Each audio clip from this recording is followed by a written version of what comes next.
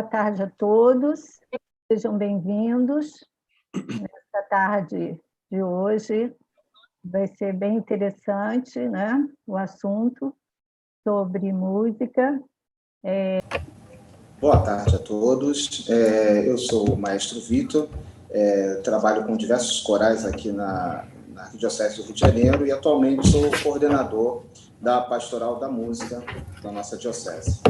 E hoje aqui estamos nessa tarde tão produtiva, tão bela, com sol bom, bem quente aqui no Rio de Janeiro, promovendo essa nossa live pelo Museu Arquidiocesano de Música Sacra, na qual agradeço bastante essa possibilidade, essa parceria também, juntamente com a Universidade do Rio de Janeiro, a Unirio, a professora Márcia Valéria, nesse ciclo de palestras que nós vamos ter de arte e fé, com os nossos especialistas que estão já aqui presentes no meio de nós. A musicista Elisa Freixo, o professor doutor Marcos Roller e o nosso convidado, o ilustre Frei Robson Aguiar.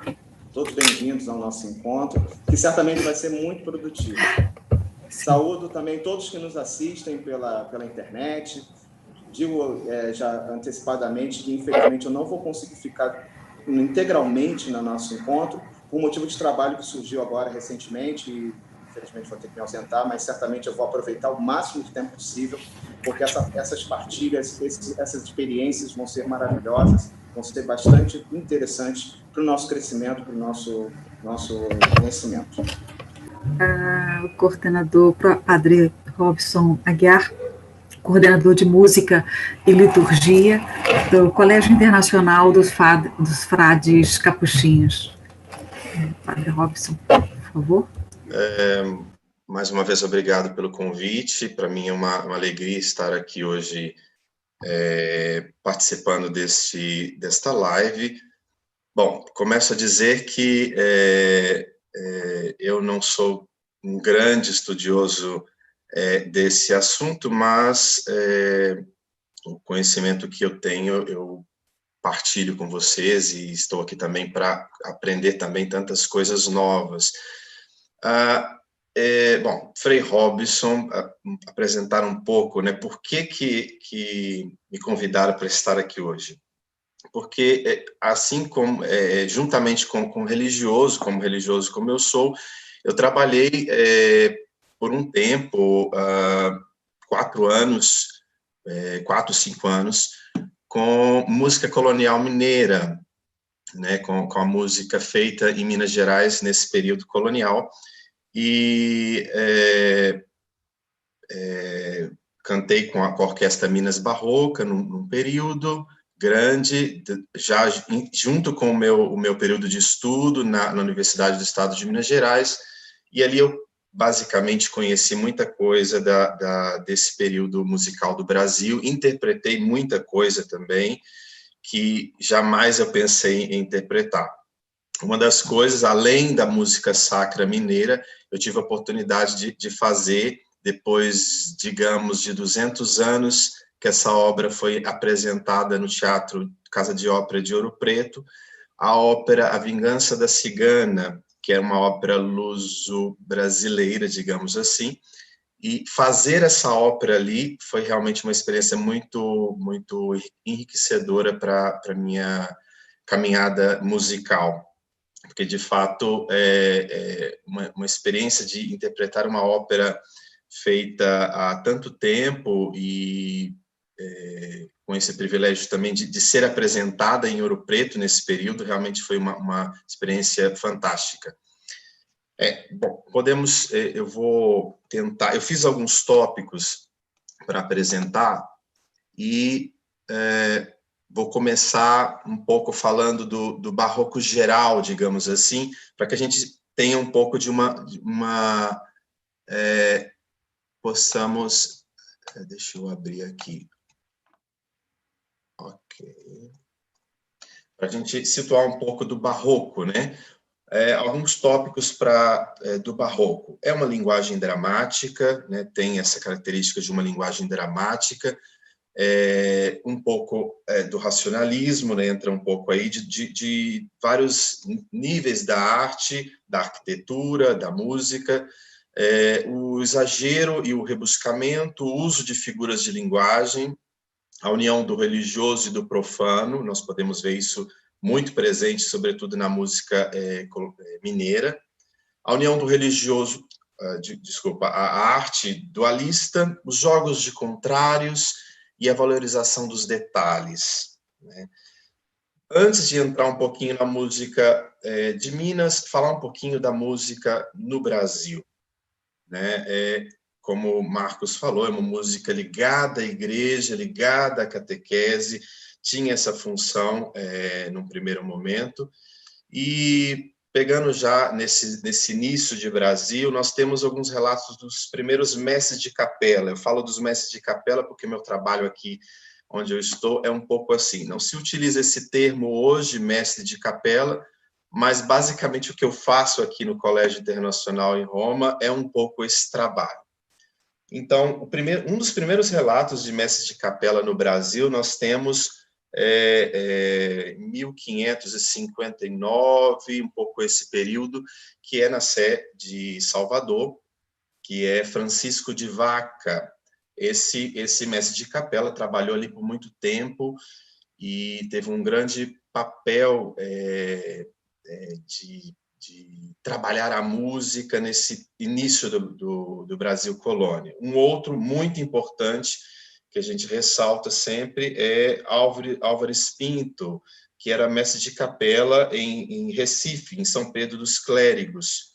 O interessante desse mestre de capela, de 1782, é porque ele estudou em Lisboa e escreveu um pequeno tratado de solfejo, né? Por que eu cito, né, o mestre de capela no cenário musical do Brasil? Porque esses profissionais da música, eles trabalhavam como professores, como regentes, compositores, cantava e tocava. Então, realmente, era uma polivalência do trabalho musical, né, muito grande. Além também de ser um pouco arquivista dessa bagagem musical sacra no Brasil, né? Algumas dessas peças chegam aos nossos dias, outras não, por algum tipo de descuido ao longo da história. E os primeiros patrocínios da música feita no Brasil, basicamente, era pelos padres, né, como a gente ouviu um pouco do Marcos, e das famílias nobres, que importavam de Portugal partituras, instrumentos musicais, né, que chegavam até nós, e dali também tinha esse estudo e essa difusão da música, né? E nós temos, nesse período, da parte dos padres, da parte das dioceses, uma certa fiscalização da música produzida nesse período. Eu gostaria de ler para vocês, deixa eu pegar aqui, é um pequeno trecho do Códice das Provisões de 1751 da Sede Mariana, que tem um trecho que realmente é interessante. Dom Frei Manuel da Cruz, ao rei de Portugal, contra os designados para a música da Catedral de Mariana, né? Mestre de capela, padre Gregório dos Reis Melo, organista, padre Manuel da Costa, chantre, e padre Alexandre Nunes, cantor mó. Achava muita profanidade e indecência nas peças desse período, né? O Dom Frei Manuel da Cruz dizendo ao rei de Portugal, e avisava que os papéis de música seriam examinados para serem executados. Dou conta a vossa majestade que meu predecessor, Dom Frei Antônio de Guadalupe, que Deus haja, vindo visitar pessoalmente essa capitania das Minas, achou nas músicas que se cantava nas festividades das igrejas tanta profanidade e indecência, tanto nas letras como na solfa, por serem quase todos os músicos homens pardos, ordinariamente viciosos. É realmente um relato que nos faz pensar um pouco dessa fiscalização da música por parte das dioceses. Entretanto, né, existe em Minas Gerais uma outra característica muito marcante, que é a presença das irmandades, das confrarias, das ordens terceiras, que vai dar uma característica da produção musical em Minas totalmente diferente do que a gente ouviu aqui, porque as irmandades elas funcionavam em Minas basicamente como papel social muito grande, né? Desde o nascer ao morrer, as irmandades estavam presentes na vida da sociedade mineira. E nas irmandades, essa dureza da fiscalização musical não era tão vista, tanto que os músicos desse período tinham uma certa liberdade de compor essas peças, não olhando tanto essa rigidez que os padres colocavam, digamos assim, para essa produção musical, né? As irmandades elas funcionavam basicamente como um sindicato para os músicos, e existem alguns relatos de que os músicos desse período que não estavam associados às irmandades, eles basicamente eram condenados à prisão, né? Então, o número de músicos que trabalhava nesse período em Minas era muito grande. Realmente tem relatos, por exemplo, de Ouro Preto, de mais de 250 músicos em atividade nesse período, que trabalhavam sob contratação das irmandades e, de fato, eram muito bem pagos para isso, né? Então, para perceber que a produção musical em Minas, ela, de fato, acontece com uma certa... um tempo áureo, digamos assim, associado basicamente ao período da exploração do ouro, né? O trabalho do músico, que não era visto, aliás, era visto, né, pela sociedade de Minas Gerais como um trabalho braçal. E, basicamente, quem eram esses músicos, né? Negros, mestiços, né, que faziam todo o papel, o trabalho musical nas igrejas, né? Eu também quero ressaltar aqui uma presença muito forte dos negros e dos mestiços, sobretudo também na prática de tocar sinos em Minas. O toque de sino de Minas, basicamente, é um patrimônio, porque não existe o toque de sinos igual que se faz em Minas e em outro lugar do mundo, né? O toque ele é muito peculiar. E essa música feita no Brasil no século XVIII, né? Nós temos aqui a nossa live como esse nome, música religiosa no universo sacro barroco do Brasil, né? Essa terminologia, eu sei que falar de barroco no período colonial, para tantos que estudam essa área, eu não sou musicólogo, mas tanto que eu convivi com alguns professores da UENG, né, a gente sabe que esse período é um pouco deslocado, né? Nós temos uma produção musical, já iniciando a produção musical na Europa do período pré-clássico, e aqui em Minas, o que acontece, né? Podemos chamar essa música de barroca? Tem elementos barrocos? Temos elementos barrocos. Podemos chamar essa música de estilo galante? Existe um pouco essa característica desse estilo? Existe, mas também não podemos chamar ela com esse termo. Chamamos de pré-clássica? Sim, temos muito do pré-clássico na música de Minas, mas também não podemos chamar só de pré-clássico, né? Então, realmente, eu falo agora de um ponto de vista do mineiro, falando dessa música produzida, eu acho que realmente o século XVIII deixa para o mineiro realmente uma alma com uma predominância barroca. Ainda que produzimos muita coisa em pré-clássico, nós temos uma alma muito barroca. Eu falo isso porque eu vejo, por exemplo, a nossa culinária em Minas. É uma culinária extremamente barroca, né? Nós temos uma mescla muito grande e até mesmo nessa questão da culinária aí, as experiências dos sabores são realmente muito intensas, né? E é um pouco o que vemos nesse período.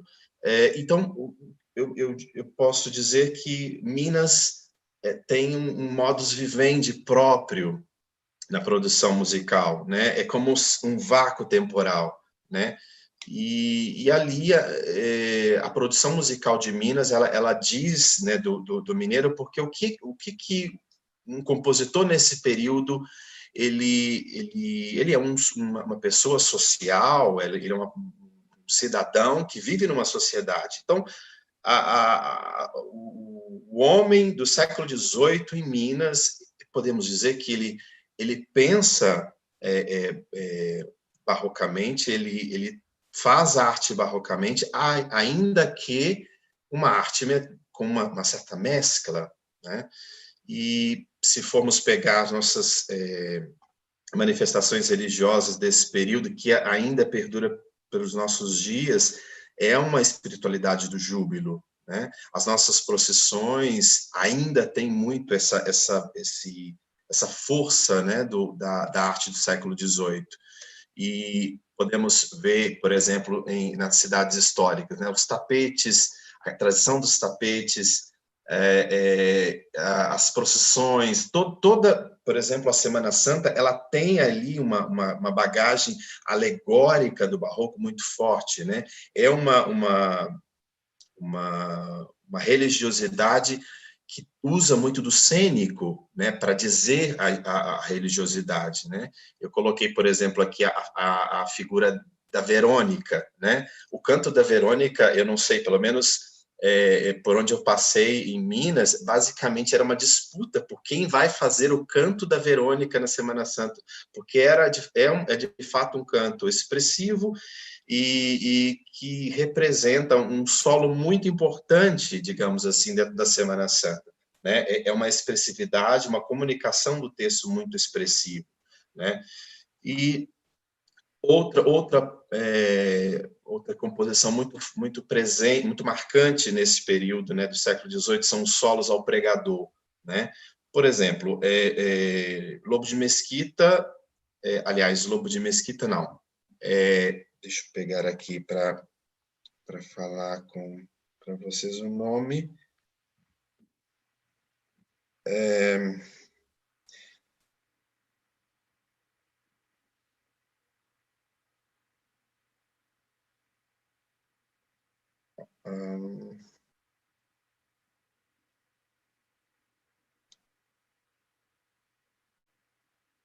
É um padre de São João del Rei, talvez Elisa possa me ajudar. É um padre de São João del Rei, eu me perdi o nome dele aqui agora.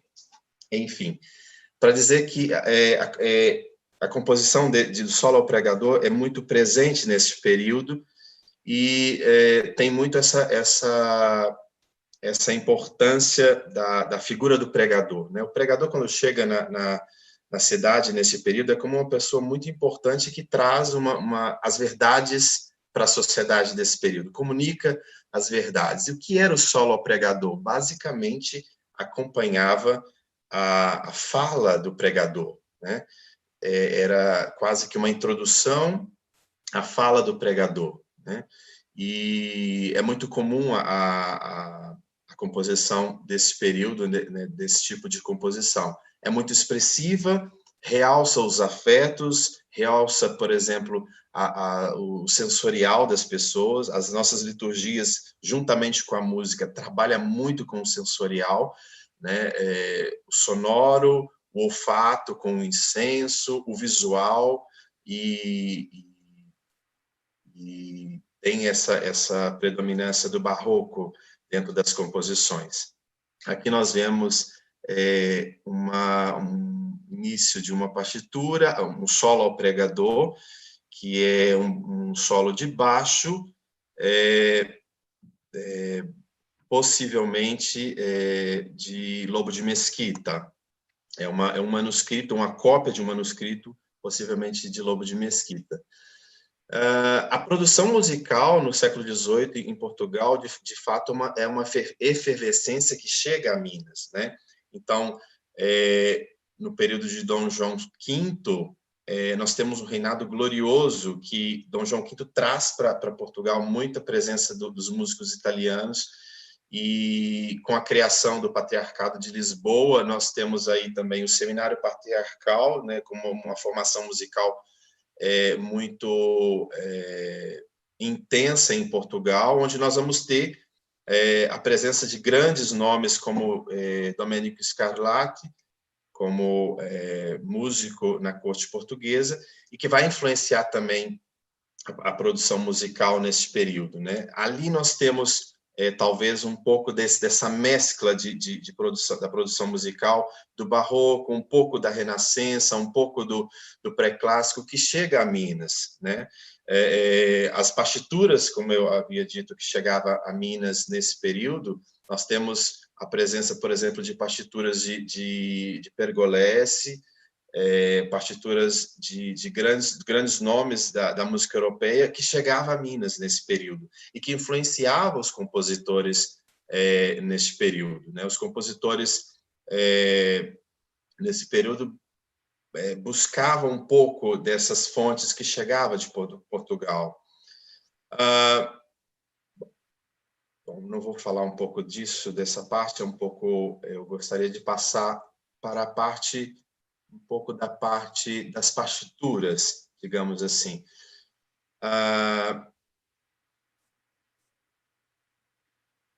Bom, as partituras de Minas, basicamente, quem faz essa coletânea desse material musical em Minas Gerais é Francisco Urtilang, que vai ali recolher essas partituras de Minas, é um dos primeiros musicólogos a nomear essa música feita em Minas como a música dita do barroco mineiro, né?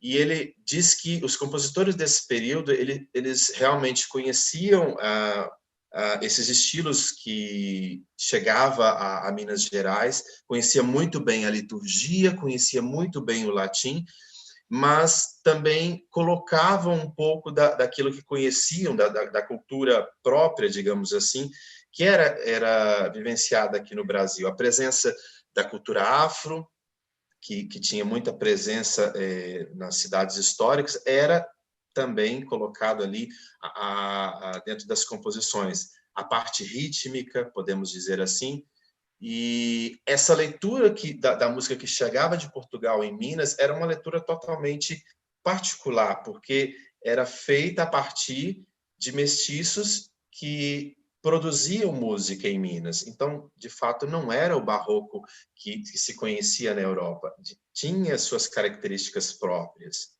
As partituras, basicamente, do século XVIII não eram partituras como a gente costuma ver hoje. O Urtilang recolhe essas obras basicamente do estilo como eram escritas, né, a tradição antiga, que são as partes cavadas. Então, essas partituras basicamente eram um grande quebra-cabeça, né? Recolher as peças da voz, dos instrumentos e constituir essa obra, digamos assim, em uma partitura, uma grade inteira que poderia ter uma ideia da obra completa, né? Quando a gente fala de partituras dentro dessa questão histórica, basicamente nós estamos dizendo que era uma forma de ouvir as vozes do passado. A partitura antiga, das composições antigas, é basicamente ouvir a voz do passado. E nós sabemos que não era escrito na partitura como deveria ser feito, né? Então, muito das partes de interpretação das partituras, basicamente, é um pouco difícil de ter uma interpretação dessas obras nesse período, porque, de fato, o que está escrito na partitura não é totalmente aquilo que um músico precisa de fazer. Então, precisa de conhecer muito o estilo da época, o estilo do compositor, e quando a gente se depara com partituras, as partes cavadas de uma obra, é realmente muito difícil por exemplo, um musicólogo reunir todo esse material e constituir um material de fato que seja que possa ter uma ideia do que era feito no século XVIII. As partituras originais que nós podemos ter, por exemplo, hoje, presentes nas corporações, nas orquestras, por exemplo, de São João del Rei, né? A Lira São Joanense, a Ribeiro Bastos, possui algumas obras, alguns manuscritos, e a prática dessas corporações não é de entregar para o músico essas partituras e deixar que ele utilize essas partituras como quiser. Não, tem um cuidado, de fato, de recolher essas peças e de serem quase que guardiões dessas peças. Então, quando uma pessoa sai de uma corporação como essa, ele precisa entregar as cópias dessas partituras, porque, de fato, é patrimônio desses grupos, né? Orquestras como essas que eu comentei, de São João del Rei, se você chega, por exemplo, ainda hoje ali, tem uma tradição de fazer essa produção musical de obras que eram feitas no século XVIII. Então, algumas missas, eu tinha um colega de faculdade que tocava tanto na Lira São Joanense como na Ribeiro Bastos, e ele dizia que missas semanais era comum, às vezes, tocar uma ou outra peça, orquestras reduzidas, mas tocar uma ou outra peça do século XVIII.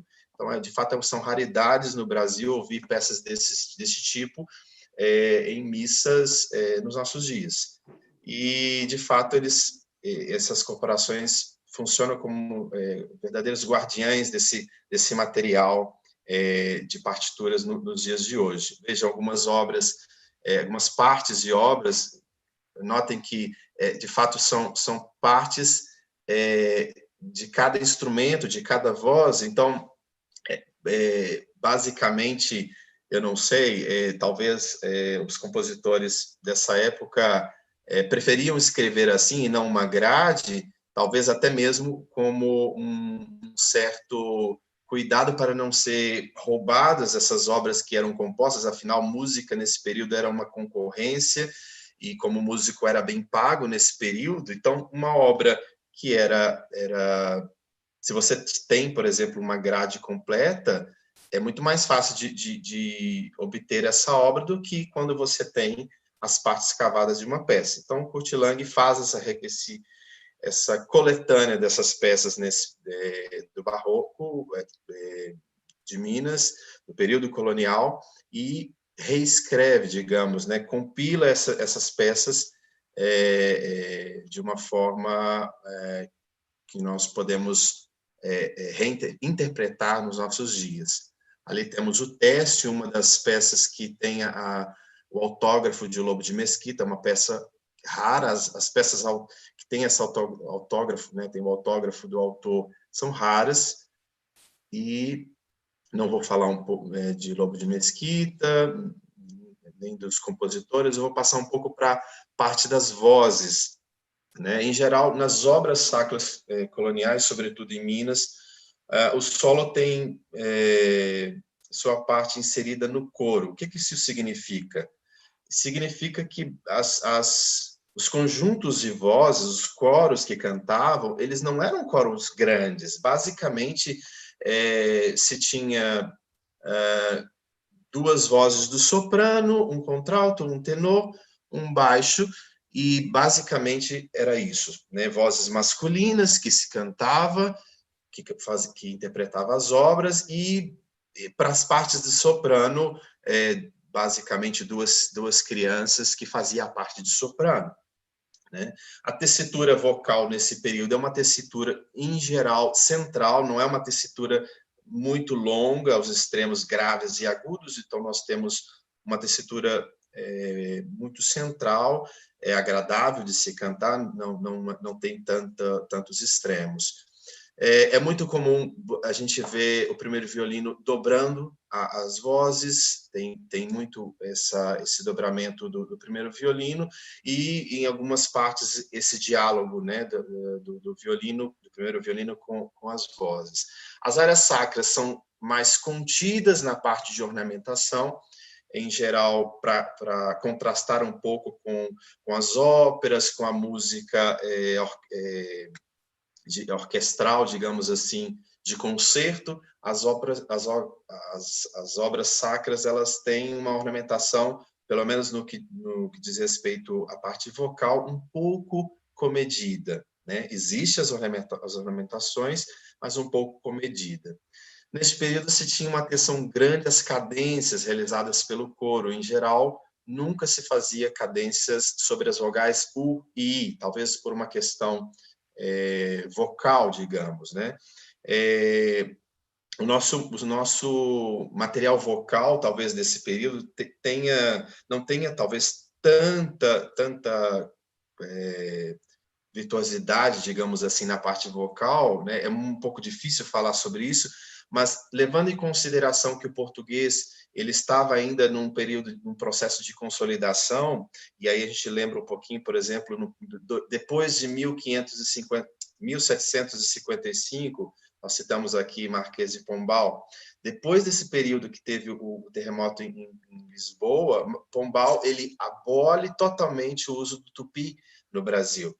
E isso, sobretudo nas regiões de Minas Gerais, faz basicamente uma consolidação do português, né? E essa consolidação do português afeta um pouco a nossa emissão vocal, digamos assim. A emissão vocal, talvez nesse período, como estava passando num processo, talvez em construção ainda, uma fase de construção de uma língua, digamos, um português mais consolidado, né, no Brasil, afeta um pouco, talvez, assim, a esses cantores desse período, né? E, por exemplo, na questão do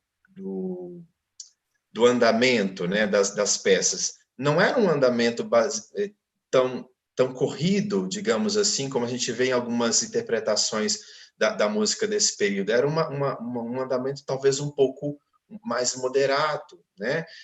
Que leva em consideração, por exemplo, o ritmo de vida desse tempo, né? E aí tem alguns estudiosos que dizem, por exemplo, levando em consideração até mesmo o batimento cardíaco, né? Que em torno de 60, 96, digamos assim, era um andamento talvez um pouco menos do que a gente costuma ver essas interpretações das músicas desse período. O ajuste da intensidade, né, da sonora ao local e à ocasião. Então, por exemplo, vozes pequenas, uma emissão um pouco mais potente, vozes grandes um pouco mais suavizadas. Isso se dá pela questão, digamos, da arquitetura dos lugares, né? As igrejas de Minas possuem muito material, muita madeira, então a voz basicamente, ela tem um pouco um certo abafamento, digamos assim. Então, talvez essa equalização da voz era muito necessária nesse período, né? O estilo sacro, né? Nós temos as diferenciações. O estilo sacro sempre grave e afetuoso, ao mesmo tempo. O estilo operístico vivo e variado, e o de câmara, delicado e refinado. É um pouco do que se fazia nesse período. Um bom cantor, ele deveria dominar um pouco a articulação, a entonação vocal, né? E na parte digamos assim, desse surpreender do fazer música nesse período, e aí da parte do canto, eu digo, o cantor ele teria que trabalhar muito esses 3 acentos: o gramático, né, as sílabas longas, as sílabas curtas, a parte da oratória, portanto, o significado das palavras, e aí nós entramos um pouco essa expressividade do canto feito em Minas, porque, de fato, quando a gente fala que tem muito do barroco nas composições de Minas, é porque, de fato, é uma expressividade muito grande, né? As composições que tem, por exemplo, textos bíblicos da Paixão, por exemplo, são textos extremamente dramáticos, que revela essa sensação que os textos bíblicos falam dentro das composições, né? E a questão do patético, portanto, das emoções, né? Então, o cantor e o músico, de uma certa forma, trabalhava muito essa questão da manipulação dos afetos, né? Dentro da música feita no período colonial e advinda do estilo barroco. A interpretação do canto hoje, eu basicamente penso que o cantor e o instrumentista que vai interpretar a música desse período, e aí eu falo um pouco também da parte vocal, que é um pouco que eu estudei, ele precisa conhecer fatores históricos? Precisa conhecer um pouco do compositor, um pouco do período? Sim, mas precisa conhecer muito e ter muito domínio dessa parte vocal, porque quando a gente fala do vocal, de fato, se você vai interpretar a música feita nesse período, você precisa, de fato, saber trabalhar muito a voz, né? E saber, de fato, equalizar um pouco os ornamentos, não é encher os ornamentos, as composições de ornamentos, e ao mesmo tempo não é deixar as composições secas, sem nada. Então, de fato, precisa ter esse domínio vocal e o domínio histórico. Bom, passando um pouquinho, gostaria de apresentar um pouco a Minas Barroca, né? Um pouco de foto. Nós temos uma primeira fase da orquestra, não estava nesse período, mas é uma fase que teve muitos músicos estudantes da UENG, né, que faziam parte também do acervo de partituras da universidade. Eles trabalhavam, e ainda trabalha hoje, né, com essa catalogação e essa manutenção dessas partituras que o acervo da UENG faz essa curadoria desse material, né? Nós temos aqui uma montagem um pouco na metade de quando eu participei, né, do grupo. 2 apresentações grandes que nós fizemos uma apresentação na Embaixada italiana, Palácio Panfilha, nós apresentamos um pouco da nossa música feita no século XVIII, e foi realmente uma experiência muito, muito importante para nós, porque tinha muitos representantes da música italiana ali que realmente não conheciam o que era produzido em Minas nesse período. Aqui nós temos uma presença também na Embaixada do Peru. Nesse mesmo período, nós cantamos em um festival em Cusco, também apresentando a nossa música, né, em Cusco. Umas cenas da A Vingança da Cigana, que nós fizemos em Ouro Preto, um pouco da ópera, e um pouco das peças que nós eu trabalhava nesse período. Trabalhamos muito ali, e ainda os meus colegas trabalham ali, com o Caderno de Piranga, né, que são manuscritos recolhidos na cidade de Piranga, do acervo Chico Aniceto, e, sobretudo, essas 2 primeiras obras, Deus, Deus Meus e Populi Meus, são anônimos, são consideradas os manuscritos, um dos manuscritos para canto mais antigos do Brasil. E para a gente, depois que essas obras foram reeditadas, digamos assim, né, escritas de uma forma moderna, nós fizemos algumas apresentações dessas peças, e realmente são peças muito expressivas, porque elas retomam um pouco a produção musical da Renascença e projeta também algumas coisas já dentro da estilística colonial mineira. Fizemos muito também Lobo de Mesquita, fizemos Marcos Coelho Neto, Jerônimo de Souza, e realmente foi um trabalho muito importante para o meu conhecimento de uma forma geral, porque a gente apenas não cantava, a gente também tinha essa preocupação de buscar entender um pouco o pensamento do